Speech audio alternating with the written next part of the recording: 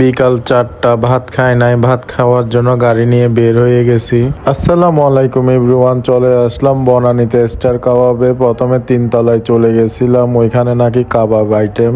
আমরা যেহেতু ভাত খাই নাই, ভাত খাওয়া লাগবে, তাই 2 তলায় চলে আসলাম। এসে দেখি এখানে অনেক মানুষ। আমরা এক পাশে বসে পড়লাম। ফুয়াদ ভাই ওয়েটারকে বলতেছিল আমরা কি কি খাবো, ওয়েটারও বলতেছিল কোনটা ভালো হবে। আমরা সবাই কাচ্চি বিরিয়ানি নিয়ে নিলাম। কাচ্চি বিরিয়ানির মধ্যে 1 পিস মাংস ছিল, এই কাচ্চির মধ্যে আলু ছিল না। পেশোয়ারাইন মাটনটা নিয়ে আসলো। এদিকে আমরা যার যার মতো করে সবাই খাওয়া দাওয়া শুরু করে দিলাম। সবাই অনেক ক্ষুধার্ত ছিলাম আমরা। কাচ্চিটা বেশ ভালোই রান্না করছে, অনেক মজা হয়েছে। তারপর পেশোয়ারাইন মাটনটা নিয়ে নিচ্ছি, এটা প্রথম খাওয়া আমার, এর আগে খাই নাই। এটা রান্না করা হয় মশলা ছাড়া, মোটামুটি মজাই ছিল।